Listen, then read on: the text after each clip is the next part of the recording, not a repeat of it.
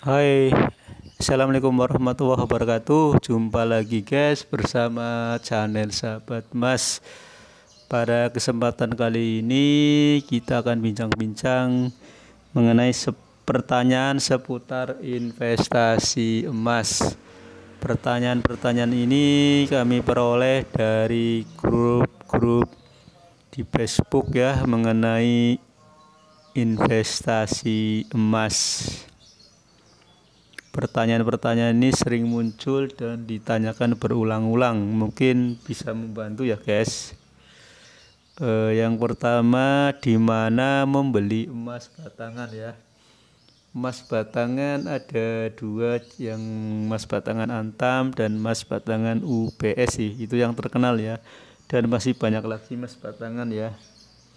Kalau emas batangan produksi Antam bisa dibeli di butik-butik Antam. Butik Antam biasanya ada di kota-kota besar di seluruh Indonesia ya. Yang saya tahu itu butik Antam di Jakarta ada, di Pulau Gadung, di TP Simatupang, di Makassar juga ada, di Semarang ada, di Denpasar juga ada. Mungkin di tempat-tempat lain juga ada ya, tapi saya kurang tahu ya. Kalau mau beli emas batangan juga bisa dibeli di toko emas. Ya, bisa tanyakan di toko-toko emas di dekat tempat saudara tinggal ya. Kalau di Jakarta di toko emas itu bisa dibeli di Cikini Gold Center ya. Di sana banyak membeli emas di Jalan Pegangsaan. Dan bisa juga di Proyek Senen juga banyak yang menjual emas Antam. Di Melawe juga banyak ya. Emas UBS juga banyak yang dijual di sana, di Cikini ataupun di Proyek Senen. Pertanyaan yang kedua, lebih murah mana membeli emas di butik Antam dengan di toko emas? Menurut saya ini relatif ya. Kadang di toko emas bisa lebih murah, kadang juga di butik Antam juga lebih murah ya, bisa dibandingkan ya. Jadi kalau mau tahu yang mana lebih murah, bisa lihat di webnya Antam ya, www.logamulia.com. Kita bisa melihat harganya di sana yang terpampang ya. Terus kita bandingkan dengan harga di toko emas sebelum kita membeli. Jadi nanti kita akan mendapatkan harga yang lebih murah ya. Harus diingat, kita buka dulu harga resminya di Antam, kemudian kita pergi ke toko dan bandingkan harga di toko. Bisa yang lebih murah kita bisa beli di situ ya. Terus pertanyaan yang ketiga, dijual di mana jika kita akan menjual kembali emas yang telah kita beli? Jika kita belinya di Antam, kita bisa buyback di butik Antam ya. Dan kita juga bisa jual lagi di toko emas. Juga kadang-kadang bisa terima kembali. Dan di pembeli-pembeli emas di depan toko emas biasanya ada juga membeli emas ya. Emas itu di mana-mana laku ya, jangan khawatir emas tidak laku. Jangan khawatir emas tidak laku, di mana-mana bisa diterima ya. Terus yang keempat, bagus mana emas batangan Antam dengan emas UBS? Ini juga relatif ya. Menurut saya semuanya bagus, kadarnya sama-sama 24, mungkin hanya beda di kemasan. Mahal mana emas batangan dari Antam dengan UBS ya? Kalau kita lihat website toko-toko emas ya, misalnya Info Emas ORG atau Emas Indogol ya, itu harga jual dari emas Antam memang lebih mahal ya, harga tokonya sudah lebih mahal. Biasanya kalau harga tokonya lebih mahal bisa dijual kembali juga lebih mahal ya. Namun kadang-kadang kalau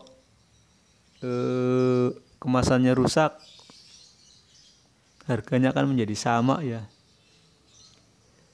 Belinya kalau kemasannya kemasannya masih utuh bisa dijual lebih mahal ya yang antam ya. Karena memang harga waktu kita beli juga lebih mahal emas batangan yang antam.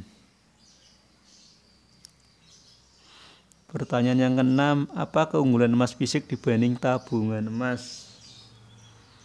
Keunggulan emas fisik itu fisiknya ada ya, kalau kita beli kita simpan barangnya di rumah. Sedangkan tabungan emas kita membeli dengan membayar uang tapi tidak ada fisiknya. Emasnya dikelola oleh pengelola tabungan. Keunggulan yang lain, apabila emasnya akan kita jual, kita bisa mencari pembeli sendiri, jadi harganya bisa lebih tinggi ya, kan kita mencari pembeli sendiri. Sedangkan tabungan emas kalau kita mau jual, kita hanya bisa menjual kepada pengelola tabungan. Terus di mana kita bisa menabung emas? Ya, pengelola tabungan sekarang sudah mulai banyak ya. Mungkin teman-teman bisa menabung di Pegadaian, bisa menabung di butik di Bukalapak, bisa menabung di Tokopedia, bisa menabung di Laku Emas, bisa menabung di Tamasya, dan masih banyak lagi ya. Aplikasinya bisa di-download di Play Store, itu banyak sekali itu ya tentang tabungan emas. Terus pertanyaan yang ke-8, sebaiknya kita investasi emas batangan atau emas perhiasan? Ini juga tergantung tujuannya ya. Kalau perempuan kan bisa pakai perhiasan. Ya, bisa juga perhiasan sebagai pilihan. Sedangkan emas batangan kan tidak bisa dipakai. Cocok untuk yang laki-laki ya, apabila untuk investasi. Mengenai harganya lebih mahal yang mana, ya biasanya perhiasan akan lebih mahal dari emas batangan. Dan kelemahan kalau di investasi perhiasan itu kadarnya ya. Karena kadarnya biasanya ada perbedaan persepsi jika kita akan menjual kembali. Misalnya kita belinya 20 karat, saat kita jual lagi pembelinya mintanya di bawah itu ya, karena tidak ada kadar yang pas ya.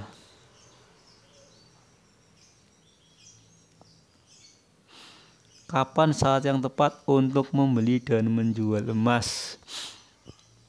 Sebenarnya saat yang tepat untuk membeli dan menjual emas itu juga ya relatif ya. Kalau pas kita punya uang terus harga emas lagi turun, itu sebenarnya pas sekali untuk membeli emas. Namun harga emas tidak bisa diprediksi. Jadi apabila kita punya uang ya itulah sebenarnya yang paling pas untuk membeli emas.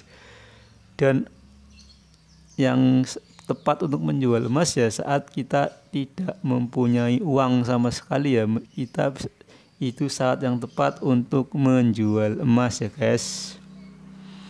Nah, ini pertanyaan ke-10, apakah investasi emas selalu untung? Namanya investasi ada resikonya ya, karena harga emas itu kan fluktuasi ya, kadang naik dan kadang turun, walaupun grafiknya selalu naik dalam jangka panjang.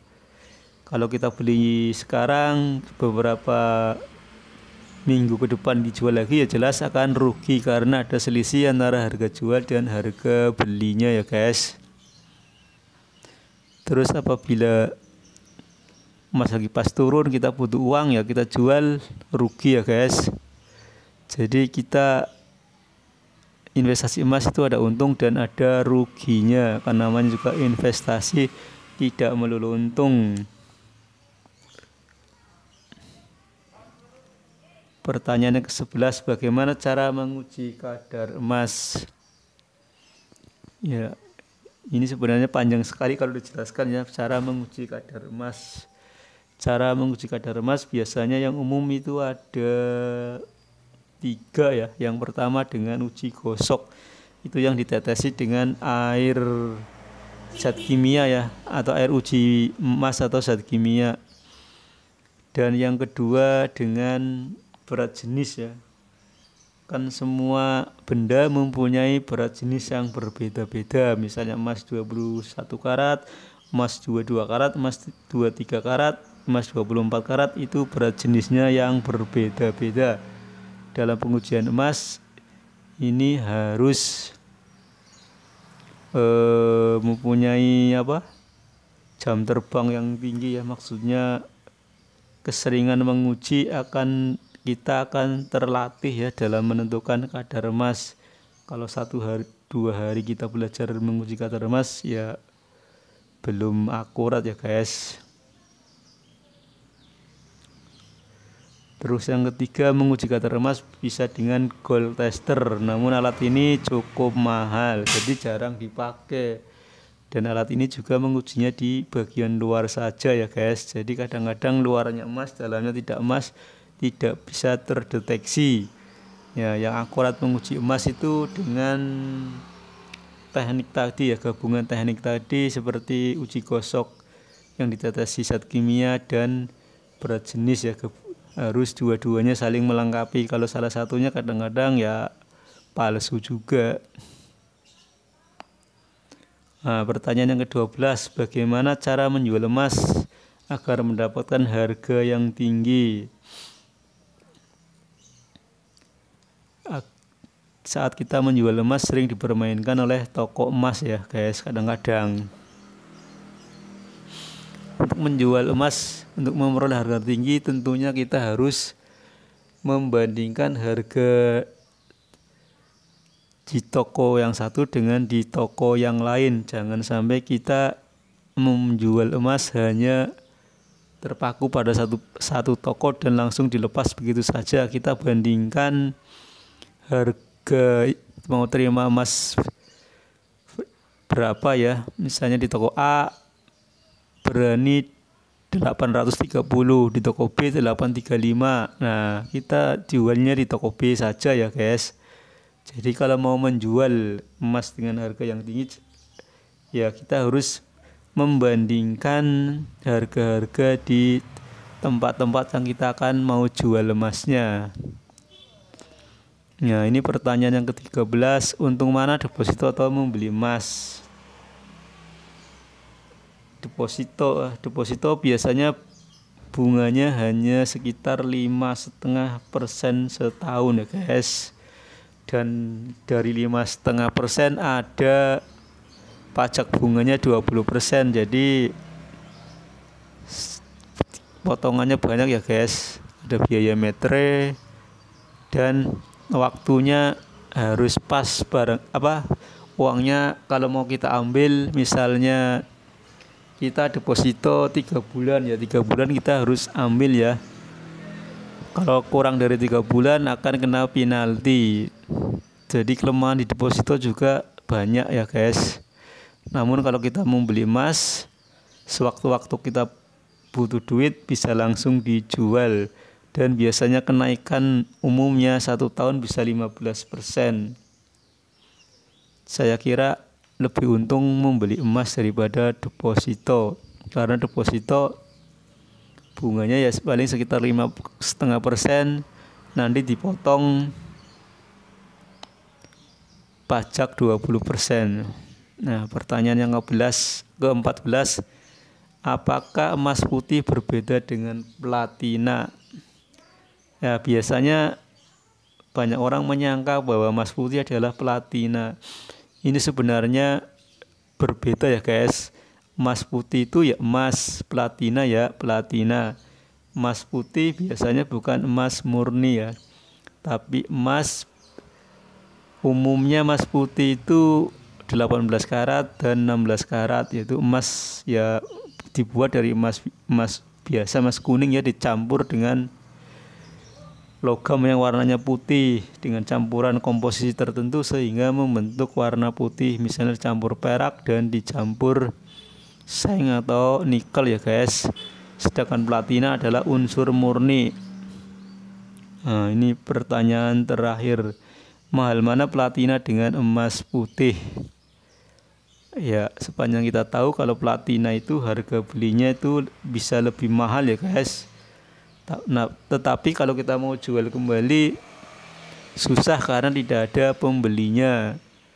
Sedangkan emas putih harganya bisa lebih murah, tapi kalau kita jual kembali ya stabil ya guys. Kalau platina kan kita beli mahal, misalnya kita kaki kita patah bisa disambung dengan platina kan mahal ya guys. Tapi kalau kita mau jual platina biasanya nggak ada pembelinya. Kalau emas kan di mana-mana diterima dan dihargai. Ya mungkin sudah habis ya guys. Jangan lupa subscribe, komentar, dan share agar menerima video-video kita kembali. Terima kasih guys, asal perhatiannya.